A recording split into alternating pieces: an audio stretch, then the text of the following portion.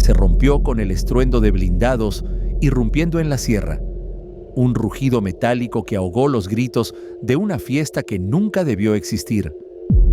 En una mansión oculta en las entrañas de Guerrero, el aire vibraba con música electrónica y risas forzadas, pero bajo las luces estroboscópicas y las botellas de champán francés latía un corazón podrido. Una reunión de élite del cártel Jalisco Nueva Generación, un aquelarre de poder donde sicarios, empresarios y figuras públicas sellaban pactos con sangre y billetes. Nadie esperaba el asalto. Nadie imaginó que la Secretaría de Seguridad Ciudadana, bajo el mando de Omar García Harfuch, había tejido una red de inteligencia durante meses, sigilosa como una araña, hasta que los vehículos tácticos cercaron el lugar. El primer disparo resonó como un trueno y el caos estalló. Sicarios armados con rifles de asalto, entrenados para matar sin titubear, abrieron fuego contra los agentes federales, pero estos avanzaron con precisión quirúrgica, sus botas resonando sobre el mármol ensangrentado. En minutos, la ostentación dio paso al horror. Cuerpos desplomados junto a piscinas iluminadas, mesas de cristal destrozadas y un Bugatti Veyron, emblema de la impunidad, perforado por balas de alto calibre. Entre el humo y los gritos, los agentes descubrieron algo más letal que las armas. Documentos sellados, nombres que conectaban al cártel con el corazón del poder político mexicano. No era solo una fiesta, era la prueba de una traición que amenazaba con desgarrar al país. La operación no nació de la casualidad. Meses atrás, un informante anónimo, un hombre cuya vida pendía de un hilo, entregó a la unidad de inteligencia financiera una pista: transferencias millonarias disfrazadas de donaciones empresariales, cuentas en paraísos fiscales y un evento que reuniría a los intocables del cártel Jalisco con sus protectores en el gobierno. El informante, un excontador del cártel conocido solo como El Fantasma, había decidido traicionar a sus amos tras ver cómo eliminaban a su familia en un ajuste de cuentas. Su testimonio, grabado en una sala blindada del Centro Nacional de Inteligencia, detallaba una red de complicidad que incluía a funcionarios del Partido Acción Nacional, empresarios de la construcción y hasta un magistrado de la Suprema Corte. La fiesta en la mansión era el anzuelo perfecto, un lugar donde los titanes del crimen y la política bajarían la guardia. Los preparativos del operativo fueron una danza de tensión. Analistas revisaban imágenes satelitales, interceptaban llamadas encriptadas y trazaban rutas de escape. Cada agente sabía que un error podía costarles todo. Cuando las fuerzas especiales irrumpieron, el plan se ejecutó con una brutalidad calculada. Los sicarios, confiados en su arsenal de AK-47 y granadas de fragmentación, no anticiparon el uso de drones tácticos que mapeaban sus posiciones en tiempo real. El enfrentamiento dejó 23 sicarios abatidos, 5 agentes heridos y un rastro de destrucción que las cámaras de los helicópteros captaron como si fuera una película de guerra. Pero el verdadero golpe vino al abrir las cajas fuertes: 300 armas de guerra, millones en efectivo y una carpeta con contratos que detallaban sobornos a cambio de contratos de obra pública. El nombre de un senador panista, Ricardo Salazar, apareció repetidamente, su firma temblorosa al pie de acuerdos que vendían la seguridad de Guerrero al mejor postor. La investigación posterior fue un torbellino de adrenalina y paranoia. En las oficinas de la Secretaría de Seguridad, los analistas trabajaban sin dormir, descifrando códigos en los documentos incautados. Cada página era una bomba de tiempo. Transferencias bancarias a empresas fantasma en las Islas Caimán, registros de reuniones secretas en hoteles de lujo y hasta un esquema para desviar fondos federales hacia el cártel. El Fantasma, ahora bajo protección en una casa segura, proporcionó claves para interpretar los datos, pero su voz temblaba al mencionar a Salazar. «No es solo un senador», dijo, «es el puente entre el cártel y los peces gordos de México». La presión crecía. Los medios, alertados por filtraciones anónimas, comenzaron a publicar fragmentos de la historia, mostrando imágenes del Bugatti destrozado y las armas apiladas como trofeos. Pero no todo era celebración. En las sombras, los aliados del cártel movían sus piezas. Un equipo de hackers contratados por una célula desconocida intentó borrar los servidores de la Secretaría, mientras amenazas anónimas llegaban a los celulares de los agentes involucrados.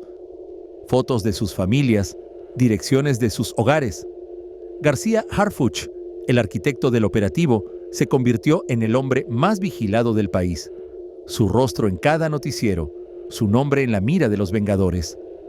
La investigación avanzaba, pero el costo era alto. 2 analistas fueron atacados en un estacionamiento. Uno sobrevivió con una bala en el pulmón. La verdad, aunque brillante, quemaba como ácido. El hallazgo clave llegó en una madrugada fría, cuando un criptógrafo descifró un disco duro confiscado en la mansión. Contenía grabaciones de audio, voces nítidas de una reunión en un yate frente a Acapulco. En ellas, Salazar y un líder del cártel, conocido como El Cuervo, negociaban un trato. A cambio de $50 millones, el senador garantizaría que las fuerzas federales no tocaran las rutas de distribución del polvo blanco en el Pacífico. Pero había más. Salazar mencionaba a un hombre en Los Pinos, un aliado en el círculo íntimo del presidente, alguien que podía vetar cualquier investigación. Las grabaciones eran dinamita pura, pero también un arma de doble filo. Publicarlas podía desatar un terremoto político, pero ocultarlas era traicionar la misión. García Harfuch, enfrentado a la decisión más difícil de su carrera, reunió a su equipo en una sala sin ventanas. «Si caemos, caemos peleando», dijo, y ordenó que las grabaciones se filtraran a un periodista de investigación, Mariana Torres, conocida por su valentía y su aversión a las mordazas. Torres, trabajando desde un apartamento clandestino, verificó los audios y los publicó en una plataforma independiente. En horas, el país ardía. Las redes sociales estallaron con hashtags como «Lajas Salazar traidor», y las protestas frente al Senado se volvieron violentas. Pero el descubrimiento también marcó a Torres como blanco. Esa misma noche, un comando intentó irrumpir en su refugio, solo detenido por la intervención de un equipo SWAT que García Harfuch había asignado en secreto. La verdad estaba fuera, pero el precio era una cacería humana. El escándalo desatado por las grabaciones de Mariana Torres no solo sacudió los cimientos del Senado, sino que encendió una guerra en los pasillos del poder. Ricardo Salazar, el senador panista cuya voz traicionera resonaba en los audios, negó todo en una conferencia de prensa transmitida en vivo, su rostro sudoroso bajo los reflectores, sus manos temblando al señalar una conspiración de fuerzas oscuras contra su partido. Pero las pruebas eran irrefutables, y la opinión pública, alimentada por la rabia y el hartazgo, no le dio tregua. En las calles de Ciudad de México, manifestantes quemaban banderas del Partido Acción Nacional, mientras en Guerrero, los restos de la mansión asaltada se convertían en un símbolo de la podredumbre institucional. Sin embargo, el conflicto no se limitaba a pancartas y titulares. En los círculos más altos del gobierno, una tormenta de lealtades rotas y traiciones calculadas comenzaba a gestarse. El hombre en Los Pinos, mencionado en las grabaciones, seguía siendo un enigma, pero los rumores apuntaban a un asesor presidencial, alguien con acceso directo al Ejecutivo y la capacidad de manipular decisiones clave. La Secretaría de Seguridad, bajo el mando de Omar García Harfuch, redobló esfuerzos para identificarlo, pero cada paso encontraba resistencia. Expedientes clasificados bloqueados, testigos que desaparecían y un silencio inquietante desde las cúpulas del poder. El propio Harfuch, ahora viviendo bajo un esquema de seguridad que lo convertía en prisionero de su propia misión, sospechaba que el enemigo estaba dentro, un topo que filtraba cada movimiento a los aliados del cártel. La tensión era insoportable, y en una reunión secreta con su equipo, el jefe de inteligencia pronunció una frase que resonaría por días: «No estamos cazando fantasmas, estamos rodeados de ellos». Mientras tanto, Mariana Torres, la periodista que había encendido la mecha, se convirtió en una fugitiva en su propio país. Tras el intento de ataque en su refugio, se trasladó a una red de casas seguras coordinada por un grupo de activistas digitales, moviéndose como sombra entre ciudades.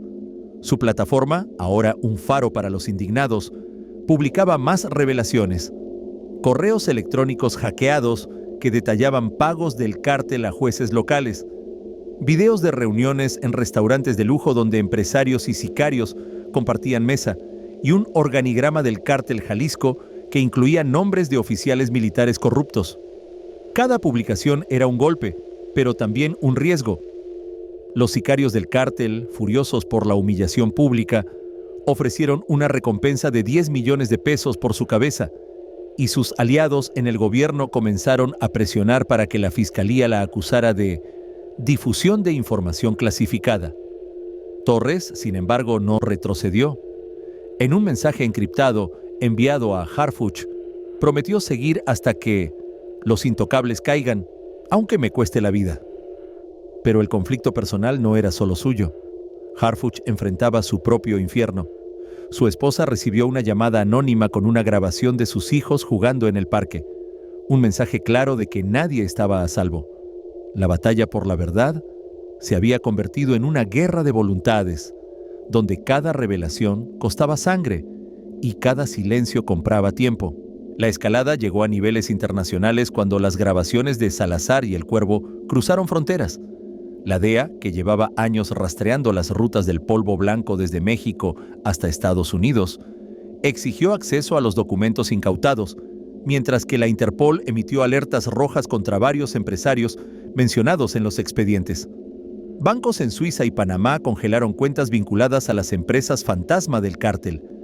Y en una cumbre de emergencia en Washington, el gobierno mexicano enfrentó preguntas incómodas sobre su capacidad para combatir la corrupción. La presión financiera fue devastadora. En 48 horas, el cártel perdió acceso a más de $200 millones en activos líquidos, un golpe que los obligó a reaccionar con violencia.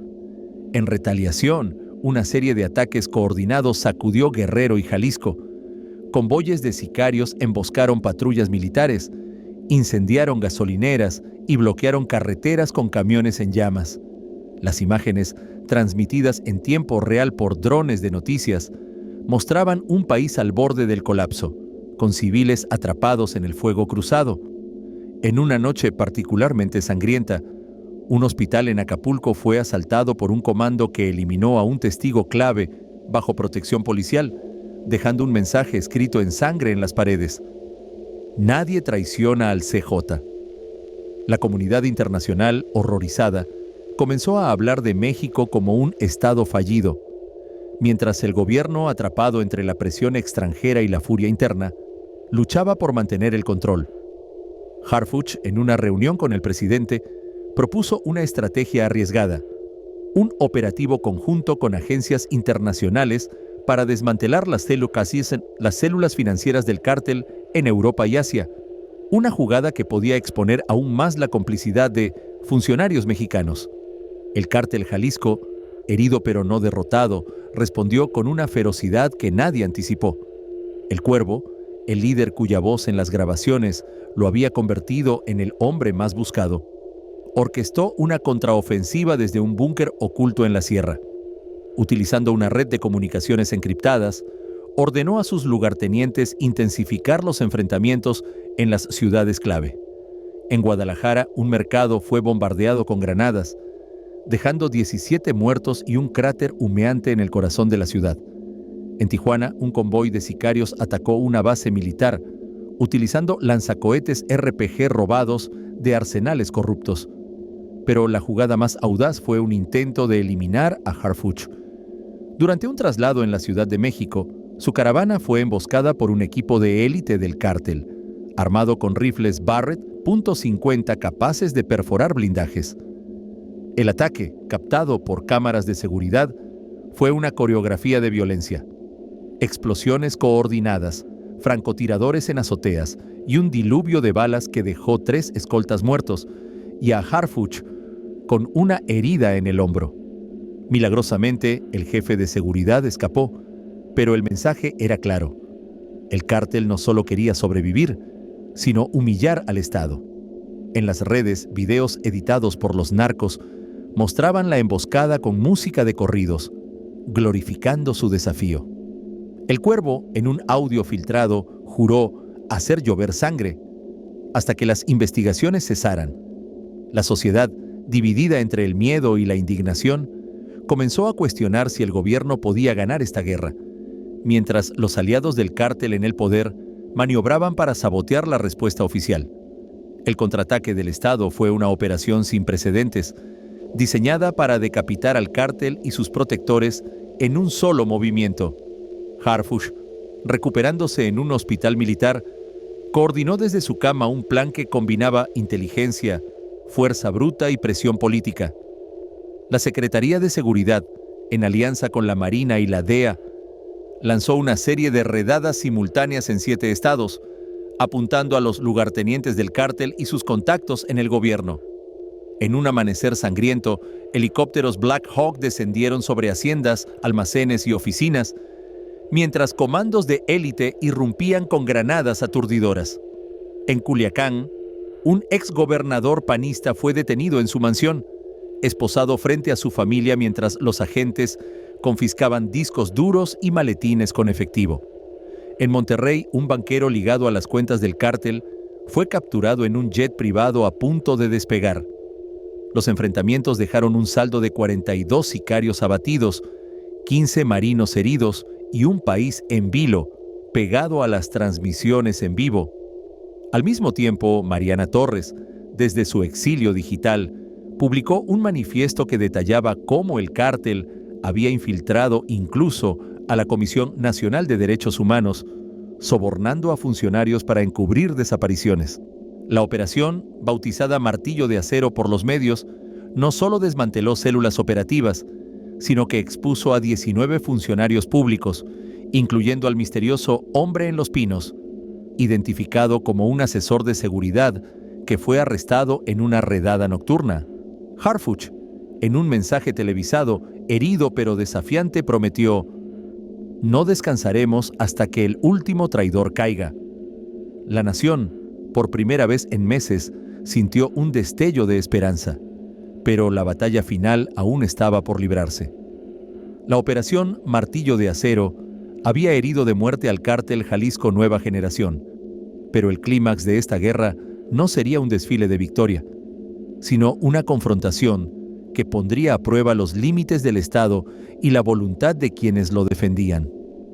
En los días posteriores a las redadas, el país vivía en un estado de suspensión, como si el aire mismo estuviera cargado de pólvora a punto de encenderse. Las pantallas de televisión mostraban imágenes de los arrestos, políticos de rostros desencajados, empresarios en trajes de diseño esposados y sicarios con tatuajes que cubrían sus cuerpos, todos arrastrados hacia un destino incierto. Pero detrás de las cámaras, el verdadero campo de batalla era un tablero de ajedrez, donde cada movimiento podía ser el último. Omar García Harfuch, aún convaleciente pero con la mente afilada como un bisturí, sabía que el cártel no se rendiría sin un golpe final. Los informes de inteligencia advertían de un plan desesperado, un acto de venganza que buscaría no solo recuperar el control, sino enviar un mensaje al mundo. El CJNG seguía siendo intocable. En las sombras, el Cuervo, el líder fugitivo cuya voz había desatado la tormenta, movilizaba a sus últimas células leales, un ejército de hombres dispuestos a morir por lealtad o miedo. El escenario estaba listo para un enfrentamiento que no sería solo operativo, sino simbólico. Una lucha por el alma de un país asfixiado por la corrupción. La chispa del clímax se encendió en el puerto de Manzanillo, un nudo crítico para las rutas del polvo blanco hacia Asia y Europa. La Marina, actuando sobre una pista proporcionada por un desertor del cártel, detectó un cargamento masivo camuflado en contenedores de exportación, 12 toneladas de mercancía ilícita, suficiente para financiar una guerra. Pero no era solo un decomiso. Los analistas descubrieron que el envío estaba protegido por un esquema de seguridad que involucraba a oficiales de aduanas, policías portuarias y hasta un capitán de la Marina sobornado. Harfuch Desde su centro de mando improvisado en un búnker de la Ciudad de México, ordenó un operativo relámpago para tomar el puerto antes de que el cargamento desapareciera. En la madrugada, mientras el Pacífico rugía bajo un cielo sin luna, cientos de marinos y agentes federales descendieron sobre Manzanillo como una marea negra. Los muelles, iluminados por reflectores, se convirtieron en un campo de batalla. Los sicarios del cártel, armados con lanzagranadas y ametralladoras pesadas, defendieron los contenedores con una ferocidad suicida, sabiendo que su caída significaría el fin de su imperio financiero. Las explosiones iluminaban la noche, los barcos se mecían en el agua agitada y el olor a metal quemado se mezclaba con los gritos de los heridos. En el centro del caos, un equipo de élite localizó a un lugarteniente clave, conocido como El Martillo, quien intentó negociar su rendición a cambio de información sobre el Cuervo. Pero antes de que pudiera hablar, un francotirador invisible lo silenció con un disparo limpio en la frente. El mensaje era claro: el cártel no toleraba traidores, ni siquiera en su hora más oscura. Mientras Manzanillo ardía, un segundo frente se abrió en la capital. Mariana Torres, cuya valentía había mantenido viva la indignación pública, recibió un paquete anónimo en una de sus casas seguras. Una memoria USB con un video que mostraba a El Cuervo, en una videollamada con un hombre cuya silueta era inconfundible, un alto mando del gobierno aún no identificado en las investigaciones. El audio era fragmentado, pero las palabras eran veneno puro. Planes para un ataque terrorista en el Zócalo, un acto diseñado para paralizar al país y desviar la atención de los decomisos. Torres, consciente de que publicar el video podía desencadenar el pánico, tomó una decisión que definiría su legado. En lugar de subirlo a su plataforma, lo envió directamente a Harfuch junto con una nota. Esto es más grande que nosotros. Actúa Harfuch con el tiempo en su contra. Movilizó a la Guardia Nacional y a las Fuerzas Especiales para blindar la Ciudad de México. Pero la filtración del video a los medios, orquestada por un topo dentro de su propio equipo, desató el caos. Las redes sociales explotaron con especulaciones, los mercados financieros temblaron y la presión sobre el gobierno alcanzó niveles insostenibles. En una jugada desesperada, el presidente anunció un estado de emergencia, mientras Harfuch, traicionado por alguien en su círculo, enfrentaba la posibilidad de que todo su esfuerzo colapsara. La noche del clímax, con el Zócalo rodeado por tanques y francotiradores, un comando del cártel intentó detonar un camión bomba en el corazón de la plaza.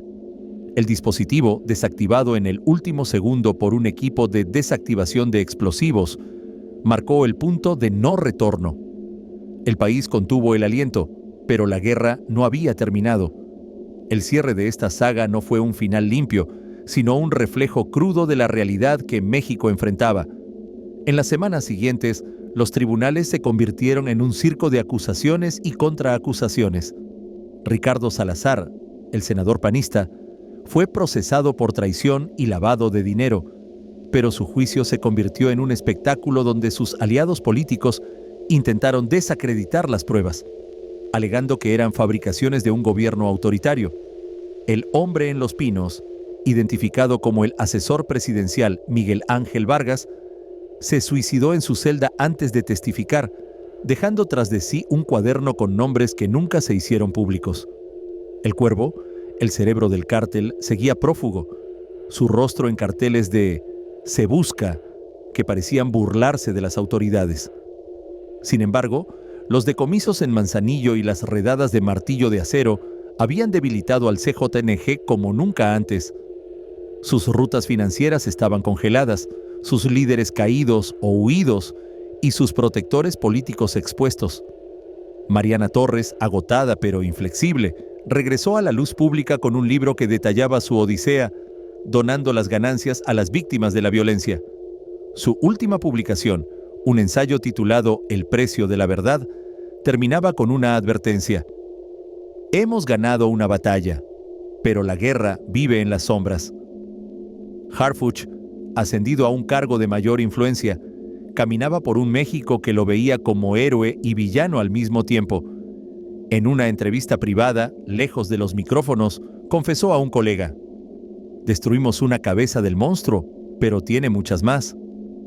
Las calles seguían sangrando, los cárteles se reorganizaban y la corrupción, aunque herida, respiraba aún en los despachos del poder. En Guerrero, la mansión destruida fue demolida por el gobierno, pero los lugareños contaban historias de fantasmas, risas de una fiesta que nunca terminó, ecos de disparos en la noche. El Bugatti Veyron, símbolo de la ostentación caída, fue subastado y sus fondos destinados a escuelas en comunidades destrozadas por la violencia. Pero para los millones que seguían la historia, desde los barrios hasta los rascacielos, el mensaje era claro. La lucha no era solo contra el crimen, sino contra un sistema que lo alimentaba. La verdad, arrancada con sangre y sacrificio, había iluminado el camino, pero el horizonte seguía oscuro. Y en algún lugar, en una cueva o un penthouse, el cuervo planeaba su regreso, sus ojos brillando con la promesa de una venganza que haría temblar al país una vez más. La mansión en Guerrero, un mausoleo de lujo y sangre, se deshizo bajo el asalto de blindados que rasgaron la noche con sirenas y acero. La fiesta del cártel Jalisco Nueva Generación, un circo de poder donde sicarios y políticos brindaban con champán francés, estalló en caos cuando las fuerzas de Omar García Harfuch irrumpieron con precisión letal. Rifles AK-47 rugieron, pero los agentes, guiados por meses de inteligencia, avanzaron como espectros, sus botas pisando mármol ensangrentado. Un Bugatti Veyron, emblema de impunidad, quedó perforado por balas. En las sombras, documentos sellados revelaron nombres: un senador panista, Ricardo Salazar, y un asesor presidencial, vendiendo el país por millones. La traición era un cáncer, y la noche un espejo roto. El detonante fue un soplo del fantasma, un excontador del cártel cuya familia pagó su lealtad con sangre. Sus datos, entregados en una sala blindada, trazaron la red. Transferencias a paraísos fiscales, sobornos disfrazados de donaciones y una fiesta como anzuelo. La Secretaría de Seguridad orquestó el golpe con sigilo quirúrgico, usando drones y escuchas para mapear cada rincón. Cuando los agentes irrumpieron, los sicarios, confiados en su arsenal, cayeron en una trampa de fuego cruzado. 23 cuerpos quedaron entre piscinas y cristales rotos, pero las cajas fuertes guardaban el verdadero botín: 300 armas, efectivo y contratos que ataban al cártel con el Senado. Salazar, el traidor, era solo la punta de un iceberg podrido. La investigación fue un torbellino de paranoia. Analistas descifraron documentos bajo amenazas anónimas, fotos de sus hijos, direcciones susurradas en llamadas nocturnas. Un disco duro reveló grabaciones de Salazar y el Cuervo, líder del cártel, negociando en un yate 50 millones por rutas intocables en el Pacífico. La periodista Mariana Torres, valiente y marcada, filtró los audios desatando un incendio. Protestas violentas estallaron y el país rugió contra la élite. Pero el cártel contraatacó. Hackers borraron servidores, sicarios emboscaron a Harfuch en la capital, dejando 3 escoltas muertos. Torres, fugitiva, publicaba desde casas seguras su vida colgando de un hilo mientras exponía jueces y militares corruptos. El conflicto escaló cuando la DEA y la Interpol exigieron los documentos. Bancos congelaron 200 millones del cártel y en Guerrero ataques incendiaron carreteras. El Cuervo, desde un búnker, ordenó bombardeos en mercados y bases militares, su voz jurando sangre. Harfuch, herido pero inflexible, lanzó martillo de acero. Redadas en 7 estados, 42 sicarios abatidos, un exgobernador detenido. En Manzanillo, un cargamento de 12 toneladas fue decomisado en un puerto en llamas, sicarios cayendo bajo granadas marinas. Torres, con un video de El Cuervo planeando un ataque al Zócalo, forzó un estado de emergencia. Un camión bomba, desactivado segundos antes, marcó el clímax. Salazar enfrentó juicio, pero aliados lo protegieron, manchando la justicia. El asesor Vargas se suicidó, su cuaderno de nombres perdido. El Cuervo, prófugo, acechaba. El cártel, herido, perdió rutas y poder, pero la corrupción respiraba en despachos. Torres, en un libro, donó ganancias a víctimas advirtiendo: la guerra vive en sombras. Harfuch, héroe y villano, sabía que el monstruo tenía más cabezas. La mansión, demolida, dejó ecos de disparos. El Bugatti, subastado, financió escuelas. México, iluminado por la verdad, enfrentaba un horizonte oscuro, con el Cuervo planeando su venganza en la penumbra.